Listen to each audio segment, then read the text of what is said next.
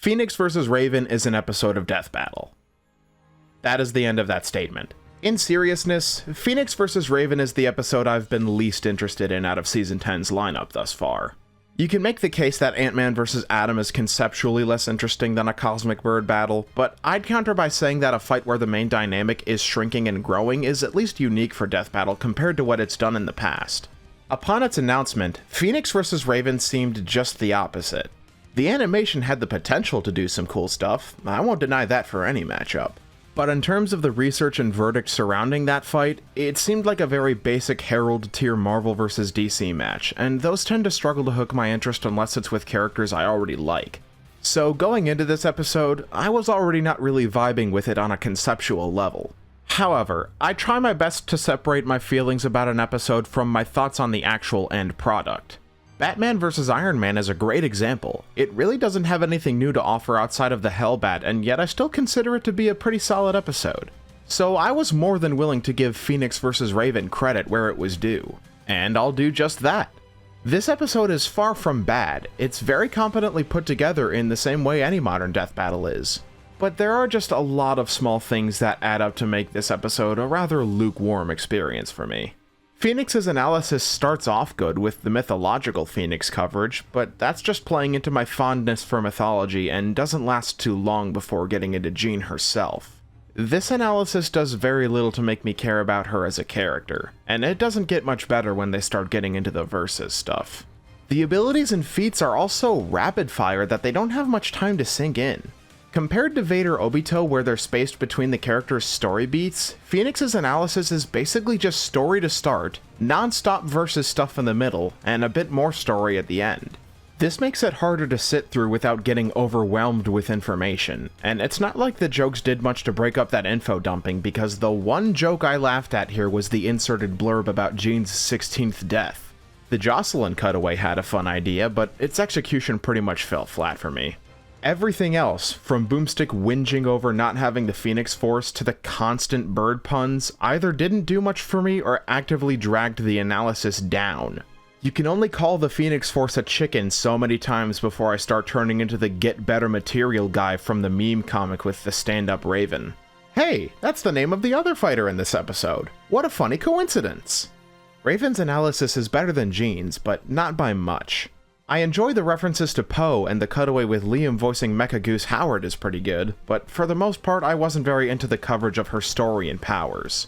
The pacing is better than Jean's at least, since it spaces her background and abilities between each other, but again, the versus-focused parts of it just put me to sleep. The research isn't badly done, not by any stretch of the imagination, but hearing a bunch of character names and how many universes they can blow up or how much better they are than this other person doesn't do much for me, I'm sorry. Not helping matters was that goth GF line from Boomstick at the end, which made me want to collapse in on myself like a black hole. That was bad. I think I could at least be mildly engaged if there was interesting stuff to look at alongside these rundowns, but unfortunately the editing in this episode is weird.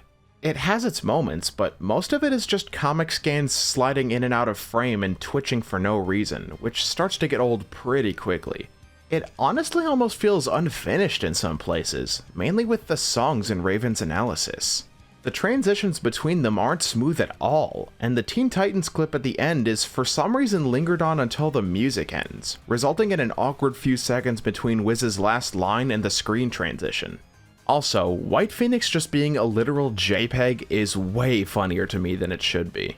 I feel like there has to be an explanation for this, because we've seen that Parker can do better than what's on display here in his previous episodes.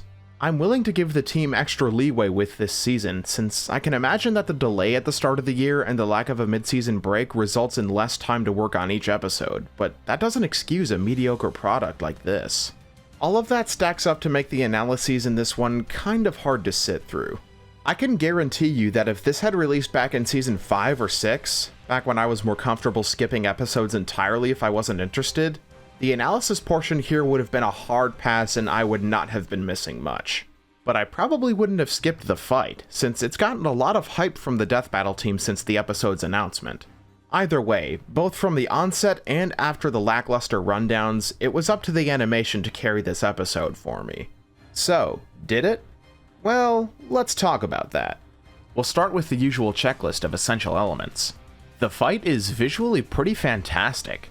Azarath looks really nice, and the moons in the space scene are well made, but the real stars are the Phoenix Force and Raven's Soul Self, which are ridiculously pretty to look at.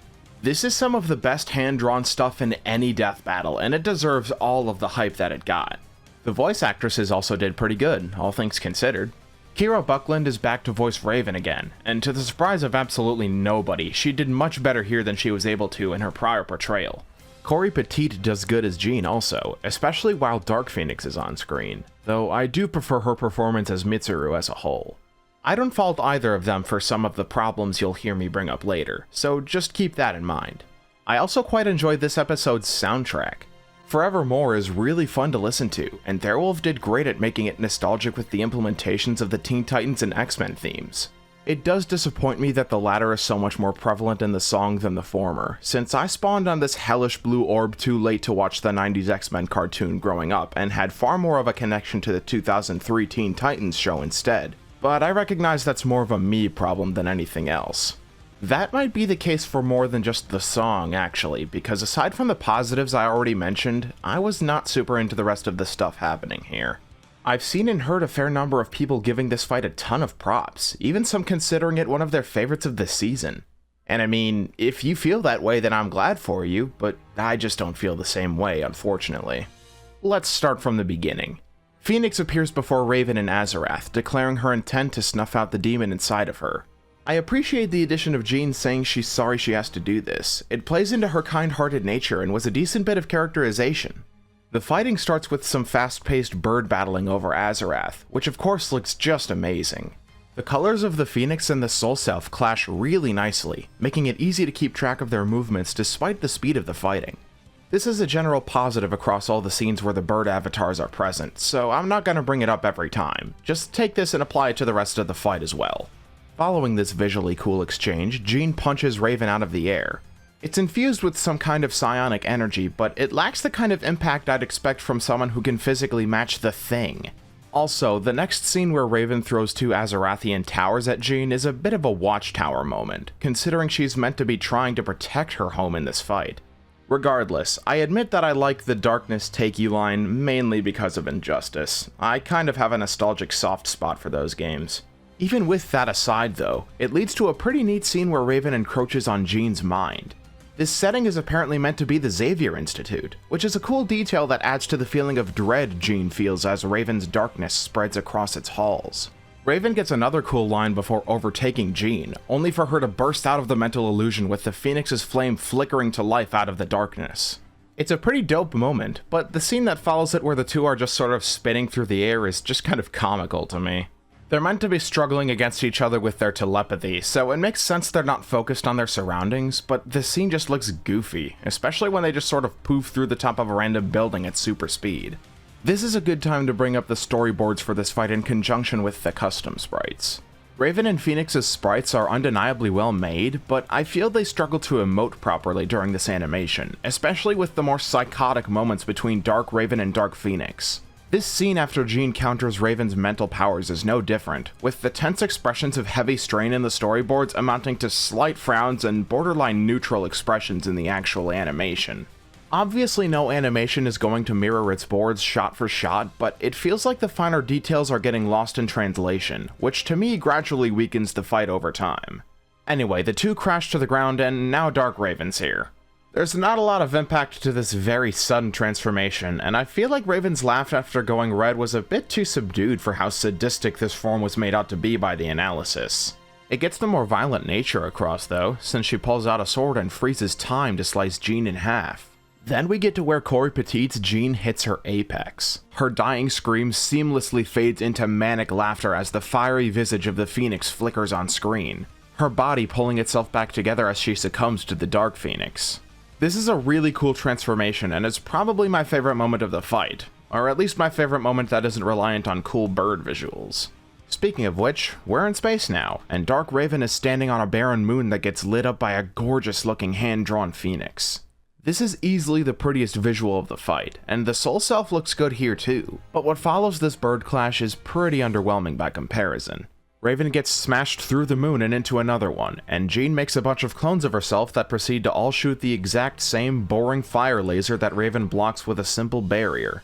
I don't dislike this idea for a scene, but for as insanely varied as Phoenix and Raven's abilities are, I find it difficult to be impressed by beam attacks and bubble shields. Why not have some of the Phoenix clones try messing with Raven's life force, or have them both use their matter manipulation to force a stalemate, or have them both astral project while the more basic stuff is happening and fight that way? Yes, it would all be a lot harder to animate, but what we have does next to nothing to sell me on the absurd cosmic scale of these characters. Even the moon toss Raven doesn't feel super grandiose because it doesn't seem like it's a huge celestial body. It's barely larger than the Phoenix clones in this shot, and from its size compared to Phoenix here, it looks like it might be building sized, if even that. Also, the sound effects being muted makes sense with the vacuum of space, but that doesn't make the impacts of the moon throw feel any less weak. The following scene takes this segment from mediocre to downright confusing though. Raven is moving in slow motion all of a sudden, and Phoenix FNAF jumpscares out of the background, grabs her by the back of the head, and pauses to give an overwritten monologue before attacking. I guess the batteries fell out of Raven's controller here because she just kind of sits back and lets this happen to her. I've been told this is meant to be Phoenix teleporting away from the moon Raven threw, but that doesn't change how much this breaks my immersion in the battle, which is a shame. Anyway, that whole space bit turns out to have just been in Raven's mind, and Dark Phoenix burns her body to a crisp only for her to emerge from its smoldering remains in her spirit form. This is pretty cool, and I like that Raven draining Dark Phoenix's anger as the catalyst for Jean assuming her White Phoenix form. It's a clever use of Raven's empath abilities in service of forwarding the pace of the animation. Unfortunately though, White Phoenix appearing is the point where the ending starts to take a nosedive for me. Jean's line about the white hot room is laughably corny, which I blame more on the writing than the voice acting because I don't think anyone could make that line sound cool. Then once we're in the white hot room, Jean is just kind of floating there looking off into space before Raven appears with the Rings of Azar. This is another instance of the storyboard's expressions being lost in translation, and that hurts this scene because it just seems like Jean disconnected her controller now rather than her thinking she's won. Now, I want you all to think back to Phoenix's analysis for just a second. The White Hot Room is described as this higher plane that the Phoenix has total control over, meaning that Jean can basically do anything to Raven now that she's inside of it. Anyway, so in the animation she rips off Wally West's comeback line before shooting another slightly larger fire beam. Riveting stuff. It barely even looks like it's hitting Raven, though its hand-drawn effects are very well made. Raven's line about being a daughter of Azarath is pretty good, but I can only assume it's a quote taken from the comics or something because Jean does nothing to prompt her saying it here. I guess it could be responding to Jean talking about the demon inside of her at the start, but her saying that now after all of the fighting that's happened just doesn't make sense to me. The kill is pretty good at least, again being carried by how gorgeous the hand-drawn elements of this fight are. Raven nukes Jean's body and blasts away the Phoenix Force when it tries to shield her, only to cusp its lingering flame and blow it out like a candle before the screen cuts to black. It's a little bit of an anticlimax, but the uniqueness of the kill and the amazing visuals sold me on it. And finally, with the Phoenix gone and Diet Overspace destroyed, Raven's spirit form reappears in Azarath, looking over the home she saved as a phoenix-shaped cloud looms in the sky. It's a neat little visual to end the fight on. So, that was Phoenix vs. Raven's animation. It has a lot of individually great elements, but in my opinion, the connecting tissue meant to bring all of those things together just wasn't there. Morrow's painting-worthy custom assets, 2 solid vocal performances, and a fun soundtrack can only carry a mixed bag of a fight like this so far. And with how much this fight needed to make up for in terms of the analyses, I was left disappointed overall. The results are pretty okay. It brings together the impressive research comprehensively and makes what I'd say is the only extremely close match-tier verdict we've had this season. This one was a nail-biter despite Jean literally not having a win condition and boasting 0 defenses against Raven's soul manipulation. Don't you just love to see it? I really don't have much else to say about it. Apparently some people disagree with it, but I just don't care if this one is wrong or not. My life will go on exactly the same way it would have had the one Herald tier comic character beaten the other. I promise yours will too. Sorry this video was a fair bit more negative than my prior ones. I just didn't have as much to praise about this one in comparison to its predecessors, which really just comes down to my not caring for the matchup. I'm just gonna give this one a 6 out of 10 and move on with my life, because the more time I spend thinking about this episode, the less I find myself liking it as a complete package. I could see it moving up to a 7 or down to a 5 depending on how my thoughts on it change over time, but a 6 is where I'm at right now. It's an episode and it sure does exist, and if you like it, more power to you. I'm just not part of its target audience. But hey, there's still the next time trailer to get to. Maybe this one will be a match I can get invested in. Whoa. Where did the episode footage go? And was that God-shattering star just now? Okay, I guess the next time trailer is playing? Oh, hey, it's Guts. A third returning character in a row. That's pretty cool. I wonder who he's gonna be Oh my!